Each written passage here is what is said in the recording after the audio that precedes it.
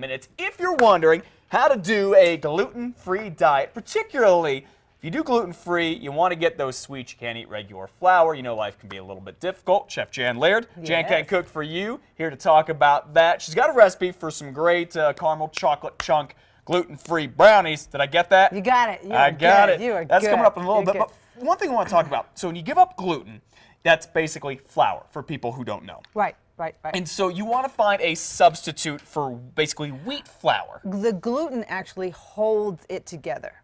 Okay, that's what holds your pastries and your cakes together, makes them moist. It's a part of wheat, to be specific It's a part here of with wheat. what gluten is. Right. So people that are celiac or wheat intolerant cannot eat this. Okay. Breads and the cakes and the pies. And so they're kind of limited as to what they can do. And so most people that find out if they're celiac or just want to give up the wheat, what am I going to do? I still have a sweet tooth. What am I going to do?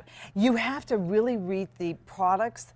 Soy sauce has gluten. Has gluten in it. Lipstick has gluten. What am I going to do, Jan? The envelopes that you lick have gluten. Oh, no kidding. I'm serious. Now that kind of stuff really goes for people with celiac disease, not so much someone who wants to just give up gluten or cut it down to be a little healthier. Correct, because the flour gives us the muffin tops. Yes. And the flours, our body does not break it down. Okay, so if we can't use regular wheat flour when we bake, or we want to try to get away from it, what do? Like I sometimes use an almond flour mix, but I buy that prepackaged, and I'll tell you, it's kind of expensive. It is. Good point, Matt, because being gluten-free, your flours are really expensive. So first of all, when you buy your flours, because you have almond flour, coconut flour, potato starch. Okay, you brought some alternatives here with us. So this is a flour blend. Okay. This has 5 different types of flours in it. This is the It has Chef the Jan coconut. Magic Flour It has the coconut flour.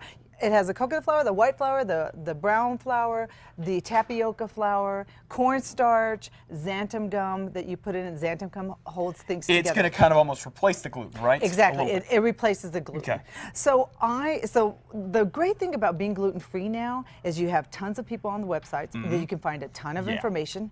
You have gluten-free cookbooks out there. Yep. And so you don't really have to do what we did even 3 years ago, where it's hit and miss. Oh yeah, because yeah, you're right. Even 3 years ago, some of these gluten-free products, I mean, they really tasted like cardboard. And then when you say, "Oh, I'm gluten-free," they don't even touch it. They just kind of walk away from it. You do have a recipe. It's on our website. This is an incredible gig for these caramel chocolate chunk brownies, gluten-free brownies. Exactly. There you go. Okay, look at this. I mean, this is some incredible stuff right here. And this is, we should say this, it is gluten-free. The recipe is going to be scrolling on your screen right there. That has the flour blend, everything you need to know. It's also in full on our website. Get in here, mama. On our website at casa.com on the blog.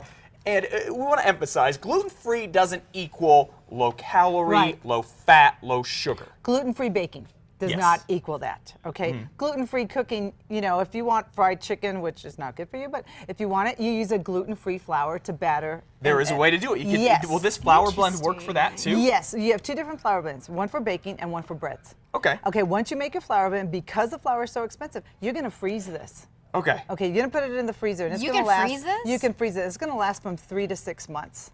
Okay. So that's another way of keeping your flours. You can freeze all of these. Okay. Okay. So while Liz is trying the brownies, I want you to talk real quick about your class where you can teach people how to do all this. I have several classes coming up. There'll be one in February and one in March. Okay. And here's the information. I'll read this. Yes. Get Liz the brownie, please, real quickly. Thursday, February 20th. You want a corner you or want the middle? information? Oh, I don't. I'll take actually, just head to our website, casa.com. We'll have a link to Chef Jan's website. We also have a link to these caramel chocolate chunk sugar-free brownies. Say, right? Eat it. Hurry up. We're running out of time, Liz.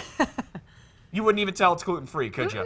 It's all the flour blend. We'll be right back. Go to our website for all the details. Jan Laird, Good to see you, and in my kitchen, you guys.